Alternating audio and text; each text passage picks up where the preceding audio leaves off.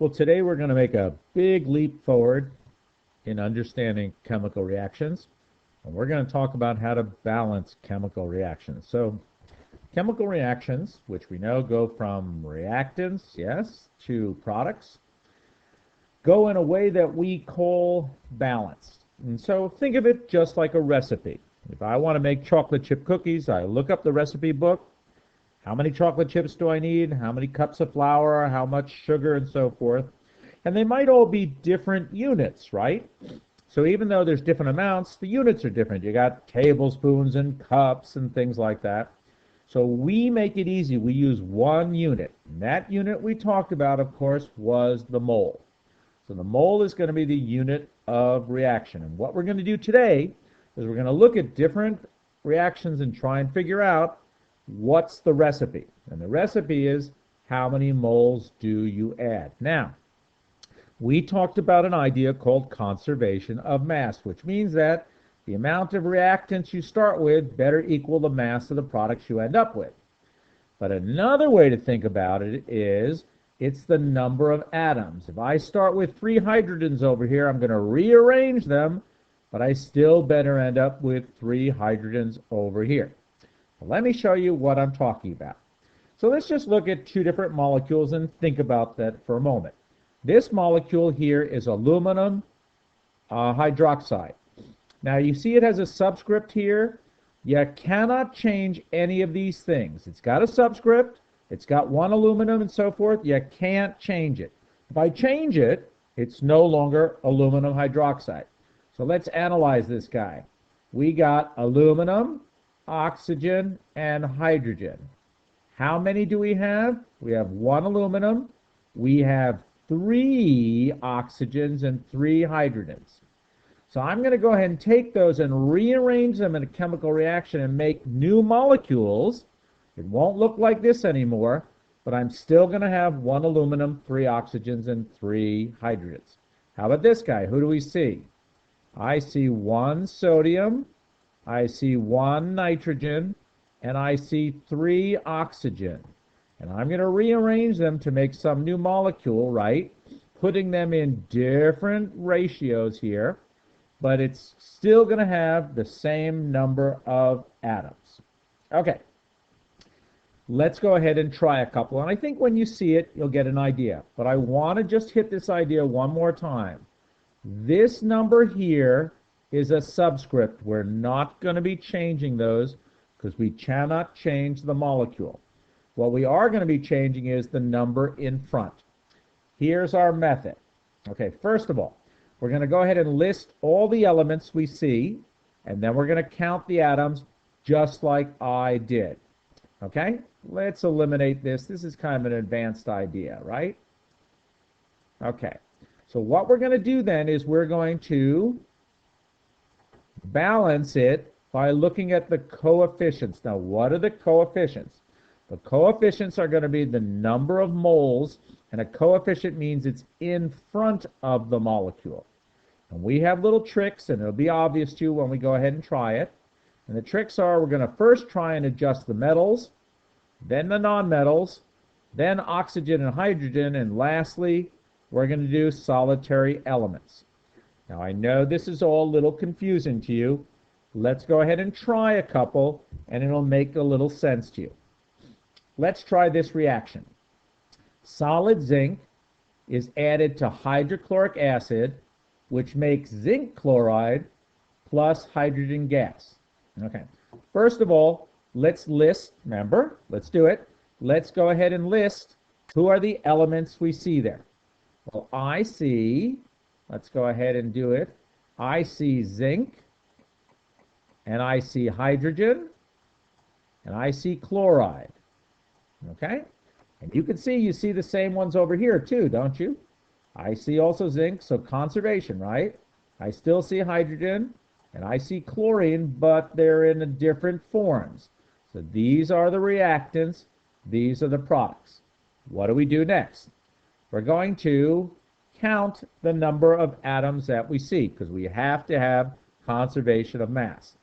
I see 1 zinc, I see 1 hydrogen, and I see 1 chlorine. Let's look over here. I see 1 zinc. Ooh, that's good. 1, 1. Uh-oh. I see 2 chlorines and I see 2 hydrogens, right? So you can see right away this doesn't balance. This does not obey conservation of mass. The zincs look okay, but I have 2 hydrogens, 2 chlorines, and I only started with 1 and 1. So we have to figure out the recipe to do that. Now, what we're going to do is we're going to, first of all, look at the coefficients. Now, what are the coefficients? The coefficients are the numbers we're going to put in front. That's what a coefficient is. And whatever number you put in front of here, you multiply by everything that you see in the molecule. Okay? Who are we going to do first? Now, these coefficients, remember, are moles. So who are we going to do first? Keep going the wrong way. Let's do the metals first. Aha, zinc, that's a metal. So I see 1 zinc over here and I see 1 zinc over here. So far, that's okay. So let's just multiply 1 and 1. 1 zinc, 1 zinc. Easy enough. But that didn't solve our problem, did it? So who are we going to do next? Let's do the nonmetals. Who's the nonmetal? Chlorine, right? I got 1 chlorine over here, but I have 2 over here. So we want this to really be 2. So what we're going to do is multiply this by 2. We're going to take 2 moles of both hydrogen and chlorine. So now I've got 2 and 2. 2 times chlorine is 2. But look what else happened. I multiplied the hydrogen by 2, so this also becomes 2. Dun, dun, dun, dun. Now it's balanced. Now we didn't have to do this one, so we're going to assume it's 1 in there. 1's the default. So here's my recipe for this reaction. You take 1 zinc, you mix it with 2 hydrochlorics. 2 is times the whole thing, and that gives you 1 zinc chloride and 1 hydrogen gas.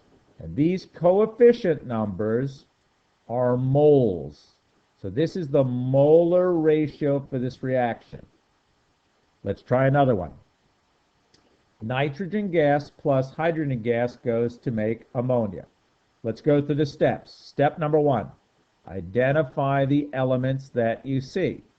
And we should be able to see these on both sides, although they're in different forms. Step number 2, count the atoms. I see 2 nitrogens and I see 2 hydrogens. I see 1 nitrogen and I see 3 hydrogens. Whoa, that's tricky. So these are not balanced, right? So what we need to do is to multiply them by numbers in the front, coefficients, to get our recipe. Now, who should we do first? Nitrogen, hydrogen. So as the reactions get more complicated, it's a bit of a puzzle. It's like a game, because when you multiply one thing, you tend to change something else. So who should we do first? Nitrogen and hydrogen. Well, what was our rule? Do the nonmetals before hydrogen. So let's do nitrogen before hydrogen. I have 2 over here, right? And I have 1 over here. We want this to be 2, so let's multiply this by 2. So 2 and 2, that's good, but wait a second, we also multiplied the hydrogen. 2 times 3, right? This 3 was just to the hydrogen, means I now have 6 over here. So now we go back to the other side. I have 6 over here and I got 3 over here. We want this to be 6. So what do I need to multiply the 2 by to get 6? We multiply it by 3. And this one we never touched, so we assume it's still a 1. So now we've got the right number of nitrogens and hydrogens on both sides, conservation of mass.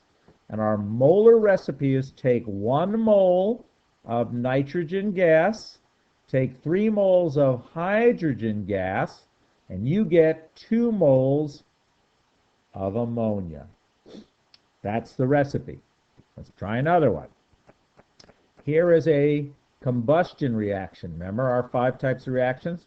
Methane gas plus oxygen goes to make carbon dioxide plus water. Let's go through the steps. What elements do I see? I see carbon, I see hydrogen, I see oxygen, and that's all I see. And of course, I see them on the other side. By the way, if you don't see them on the other side, it means that's not the right reaction. And another thing we're going to learn, what if you really try as hard as you can and you just can't seem to balance it? Well, it tells me this reaction doesn't happen if you can't balance it. Step number 2, let's count up how many. I see 1 carbon, 4 hydrogens, and 2 oxygens. Remember, have no fear of ice cold beer. That's why oxygen gas is a diatomic. I see 1 carbon over here, 2 oxygens, but oh, wait a second, there's a third one over there, 3 oxygens, and I see in water over here, there's 2. Okay, what do we do first? Well, normally we would do the metals. Nope, no metals. We do the nonmetals, carbon, but carbon, hey, is already balanced 1 and 1, so we don't have to do it. So who should we do next? Hydrogen or oxygen? Let's look back at our rules here. Who do we do first? Adjust oxygen and hydrogen. We don't know which one to do, but wait a second. What's rule number 7? Adjust the solitary one last. What do I mean by solitary? I mean, is there an element that's only found by itself? Let's take a look here. Hydrogen and oxygen. Now, oxygen I see here and I see here. But hydrogen I only see over here. Okay? So let's go ahead. How are we going to do this one, right? So we've got 4 and 2 and 2. Let's go ahead and do this. So what if we multiply? Let's put our little blanks in here. Let's go ahead and multiply this guy by 2. So if we multiply it by 2, let me use red so you can see it, that would give me 4. So let's times this by 2. Okay? 2 times 2 hydrogens is 4. But wait a second, we changed the oxygen, didn't we? So 2 times 2 is 2. Excuse me, 2 times 1 is 2. And you've got 2 over here, and that makes a total of 4 oxygens, right? Now, how do we get this one to be 4? We multiply this by 2, and now we get 4. Did you see why we did the oxygen last before the hydrogen? Because oxygen, O2, is a solitary molecule. It's just sitting by itself over here. I could adjust the number of oxygens over here whenever I want to. It wouldn't affect anybody else. We put in 1s over here, and now we've got our ratio. 1 mole of methane, 2 moles of oxygen gas reacts to make 1 mole of carbon dioxide and 2 moles of water. Okay, let's try one more here, and then we'll finish up, right? So let's do one with a polyatomic, yes? And polyatomic, remember, is CO3, that's carbonate. So let's go ahead and try it. First of all, let's write down, who do we see?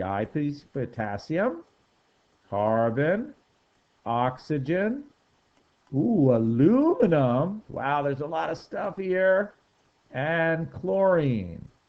And I should see them on the other side in the products, right? Although they're in different forms. Okay, next thing, let's count them up. I see 2, carbon 1, oxygen 3, aluminum 1, chlorine 3. That's how many I have in the reactants. How many do I have in the products? 1, carbon. Now, wait a second. We got 1 inside, but you're multiplying the whole thing. See the parentheses? You're multiplying by 3, so you actually have 3. How about oxygens? You got 1 inside, but you're multiplying. Oh, wait a second. We have 3 inside, don't we? CO3. So we're multiplying. So we actually have 9. Ooh, wow. Aluminums, I got 2.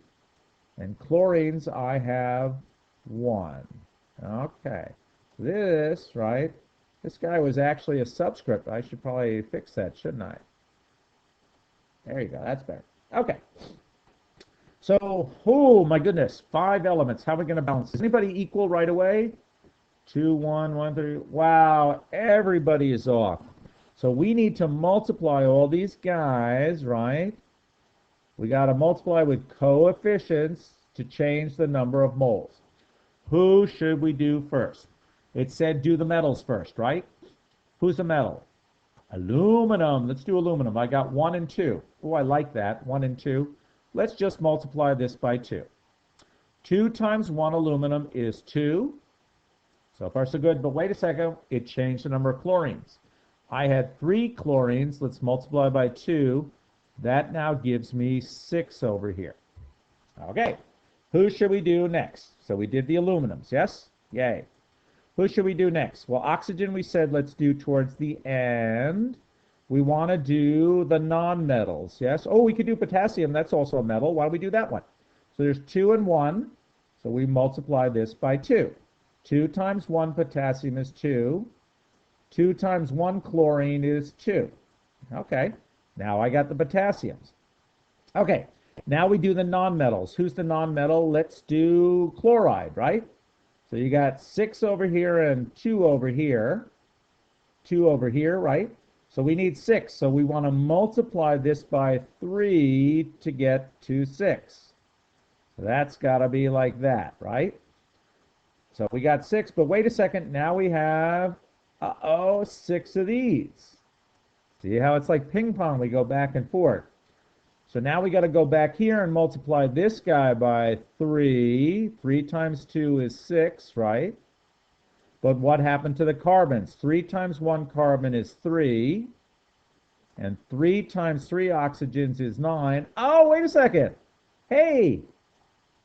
Bing, bing, bing, bing. That all worked out. We're done. It all fell into place. Now, I didn't put a number over here, so I'm assuming it's 1. So the molar ratio to get a balanced equation here is 3 moles of potassium carbonate, 2 moles of aluminum chloride. Notice how I never changed these molecules. Will react to give me 6 moles of potassium chloride and 1 mole of aluminum carbonate. Now, did you have to do it in the order that I did it? No, you don't. Oftentimes, you can do different orders and you'll still work out and get the right thing. But if you follow the rules, they tend to fall into place a lot faster.